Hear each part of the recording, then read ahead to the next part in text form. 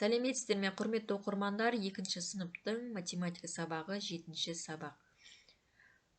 Құрметті оқырмандар, біздің каналымызға тіркеліп, өз көмектеріңізді берулерін сұраймыз. Бірінші тапсырманы қарайық. Сабақтың тақырыбы жақшалы және жақсасыз өрнектер. Сен жақшалы және жақсасыз өрнектердегі амалдарды орындауды үйренесің. Мысалдарды шығарып, адамгершілік құндылықтарының бірін біліп жүр дейді. 10 мен 6-ның қосындысы бізде 16-ға тең. Бұл Т әрпі екен. 7 мен 3-дің қосындысынан 9 азайтқан кезде 1-ге тең. Бұл Қ әрпіне тең. 10 мен 8-дің қосындысынан 4 азайтқан кезде 14-ге тең. Бұл Е әрпі бізде. Келесі 18-ден 2-ның айырмасынан 6-ны азайтқан кезде 10-ға тең. 16 мен 10-ның айырмасы 6-ға тең. О әрпі екен. Ал соңғы 17 мен 5-ның айырмасы 12-ге тең. Ол М әрпі. Сонда бізде шыққан сөз құрмет деген сөз шықты. Мына жерде қараңыздар. Қазір күз мезгілі, науқанды аяқтап, егінді шауып, жинап жүрген біздің диқаншыларымыз, комбайншыларымыз, жұмысшы адамдарымызға қыз балалар мен ұл бала келіп, құрмет көрсетіп жатыр екен. Оларға алғысымызды айтып жатыр екен. Біздердің жаңағы күнделікті жейтін нанымызды осы адамдар түнімен күнімен еңбектену арқылы тауып береді екен. Келесі 2-ші тапсырма, өрнектерді қалай оқиды, мәндерін қалай салыстырады дейді. 16 мен 2 сандарының айырмасына 3-ті қосу керекпіз. Бұл жердегі алдымен 16-дан 2-ні азайтып, содан соң шыққан санға 3-ті қосу керекті. Бұл жерде 16 мен 2-ның айырмасы 14-ге тең, 14 пен 3-дің қосындысы 17-ге тең. Ендеше 16 мен 2-ның айырмасына 3-ті қосқан кезде 17-ге тең. Ал енді 16 мен 2-ның сандарының айырмасынан 3-ті қосқанда 17 шығатынын білдік. Келесі 2-ші ә бөлігіндегі өзің тауып көр дейді.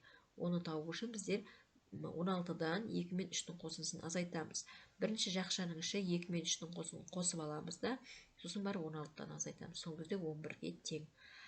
Жақшасы бар өрнектерде алдымен жақша ішіндегі амалдар орындалатынын есімізге сақтаймыз. Осы мәліметті есімізде сақтап, тапсырмаларды орындаған кезде қолданатын боламыз.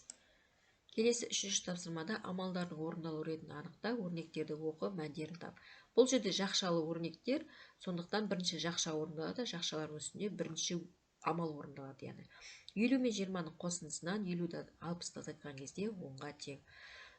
9-дан 10 мен 3-дің айырмасын азайтқан кезде 2-ге тең.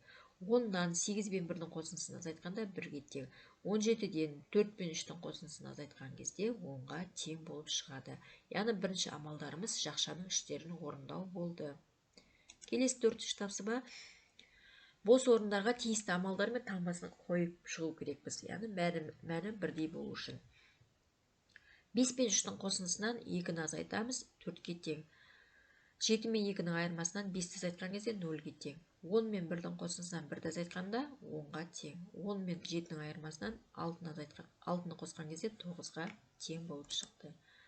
Келесі 5-ші тапсырмада есепті шығар дейді. Диқаншылардың құрметіне арналған концертке 15 қыз және одан 4-еуі кем ұл қатысты. Концертке неше ұл қатысты? Есеп кімдер туралы болды? Есеп ұлдар мен қыздардың диқаншыларға концертқа құрғандығы туралы. Есепте не белгілі? Концертке 15 қыз және одан 4-еуі кем ұл қатысқандығы белгілі. Концертке неше ұл не белгісіз бізде? Концертке неше ұл қатысқандығы белгісіз. Қысқаша белгілерін жазып қоямыз. Қыз бізде 15, ұл белгісіз 4-еуі кем, 15 пен 4-дің айырмасы 11-ге тең. Концертке 11 ұл қатысты деймін. Яғни бұл жерде меңзермен көрсетіп қоямыз. 4-еуі кем бізде қыздан кем екендігін көрсететін боламыз. Келесі 6-шы тапсырма, өрнектердің мәнін тап дейді. Бұл жерде жақшалы өрнек, бірінші жақшаның іші орындалады. 8-ден 9 мен 5-дің айырмасын азайтқан кезде 4-ге тең. 15 мен 2-ның қосындысынан 4-ті азайтқан кезде 13-ге тең. 19 мен 5-дің айырмасынан 2-ні қосқан кезде 16-ға тең деп көрсетіп қоямыз. Келесі 7-ші тапсырмада заңдылықты тауып, бос ұяшықтарды толтыр дейді. Бұл жерде заңдылықтарды мұқият қараймыз. Яғни бірінші жолы бізде орындалып тұр. 3 пен 5 берілген, келесіде 35 деп 2 таңбалы сан құрастырған. Одан кейін осы 35-тің орындарын ауыстырған. Сол кезде 53 деген сан шықты. Одан кейін бірінші тұрған сан 33, яғни бірінші саннан 33 деп 2 таңбалы сан жасаған, одан кейін 55 деп жасаған. Ендеше осы заңдылыққа қарай отырып, келесі 4 пен 9-ға да осылай құрастырамыз. Яғни 49, 94. 44, 99. Яғни соңғыда да 75 берілген, бұл 75 дегеніміз 7 мен 5 деген саннан құрастырылған деген сөз.